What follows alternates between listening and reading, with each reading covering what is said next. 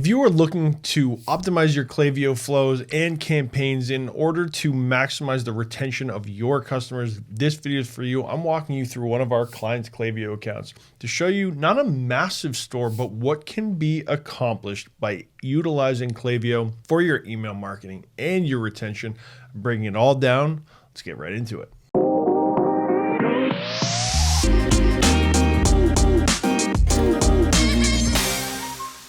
Hey guys, my name is Chris Marrano, founder of Blue Water Marketing, an agency that helps scale 7-figure stores to 8 figures and beyond. And we do that with a financial understanding of the life of an e-commerce brand, all of the modeling, the contribution margin, the lifetime value, customer acquisition costs, paid media, and retention, which we're Klaviyo partners, so that's what we use. And like I said, we're getting into how to set up and structure your flows to generate the most amount of positive cash flow for your business, increasing the lifetime value of every single customer that you are acquiring. So without further ado, let's hop into our Klaviyo account. Now, this is one of our clients. This is a client, not the biggest store ever, generated $207,000 in the last couple of months, 84,000 of that being attributed to Klaviyo, 40% of the total revenue. Now you can see their email list is not massive. We can get into that in just a minute. We're getting $1.19 per recipient, $31,000 from campaigns, and $52,000 from flows. What I want to focus on in this video is the flow aspect. Now, everyone knows that flows are super important. We're going to pull 30-day time frame. So our welcome flow, it is pretty standard. It's pretty generic. You can see we're hitting a 73% open rate, 14% click, and then 13.2% placed order rate. From here, we're waiting 1 day. Again, welcome email 2, 60%. So we're getting a little drop off. Click rate 7%, placed order. In the last 30 days, $864. As we go down, we start to build some urgency. Well, you'll see open rate pretty much staying the same. Click rate same,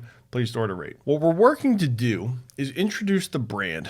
So 1 and 2 is like, hey, don't forget your offer. Welcome 3 is, hey, there's urgency behind this. Your discount ends soon. Once we get 2 days later, we start to put in different offers. So this one, different offer is coming through. We have a 56% open rate. Actually, in the last 30 days, no purchases, which isn't great, but we'll get further on and show you why this starts to make a difference. Because as you're going through your flows, you want to establish that this isn't all about the offer. So the first 3 emails, yes, there is an offer with the FOMO at the end. Then we start to pivot the strategy a little bit to introduce the brand and build that out in these flows. So by email 5, we start going into the story of the brand. And this is where sales start to pick up a little bit again. We have a 52% open rate, 2.6% click rate, placed order rate, and you can see that we start to get a little bit better results. And then the last email we're doing is our FOMO. Don't miss out. We're actually now offering free shipping. So we've been able to pair the offer with the story and now offer free shipping, which you can see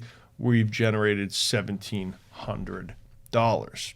So it really is important. Do not hit your customers with offer after offer after offer. Start to integrate your story. That's where you're going to build that lifetime value, which is so critical from a paid media perspective to scale profitably. You need to have the retention dialed in order to scale. So what I want to do next is break down our abandoned cart flow. This one continues to prove to be extremely important, and let's get into the technical side. So you guys can see that we have a trigger when someone checkout started. We have a conditional split going. So this conditional split is literally just a 50-50 test to see which one delivers more effectiveness. So you can see wait 30 minutes, wait 30 minutes. Subject line, left something behind. Oops, did you leave something behind? So we want to see of these, which one has a better open rate, which in this scenario, they literally are almost identical. 60%, 64%, 10%, 10%. And we've generated a little bit more revenue on this side than on this one. From there, we're waiting.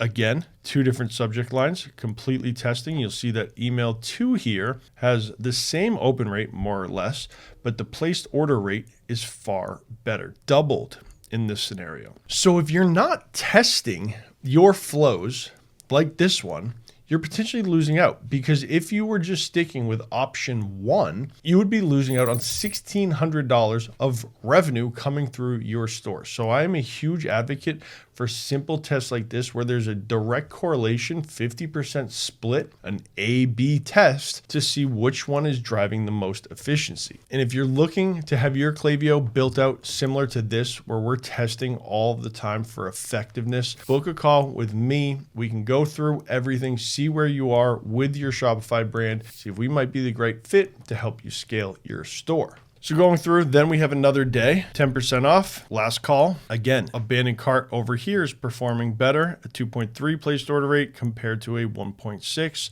And then lastly, this side is performing over this one. So that's where it is critical for you to be testing your flows at all times. We were able to squeeze out more money based on this small sample size of hundreds of people. We're not talking about thousands and thousands of people, but we are able to do this then at scale with some of our larger clients.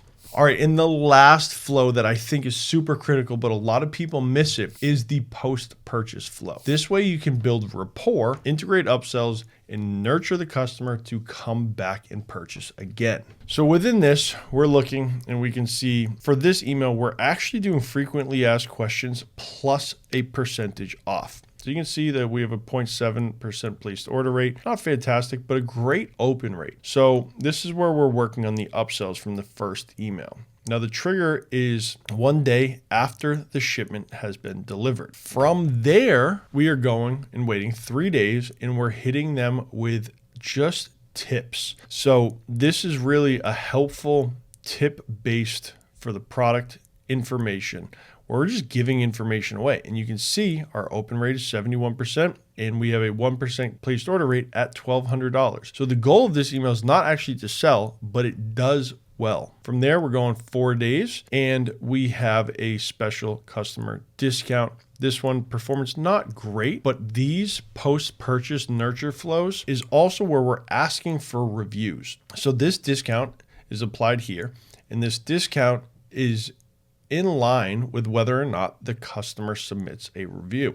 You can see we have a 1.5% placed order rate. So overall, structuring out your flows brings immense value to your Shopify store. I highly recommend implementing even some of these tactics. Watch this video again, put some of these in place. I've literally shown you everything other than the design, subject matter, the technical side of it. I highly recommend making sure your Klaviyo flows are optimized. And if you would like us to optimize them, click the link below, book a call with me. I hope you guys enjoyed this video. We'll see you in the next one.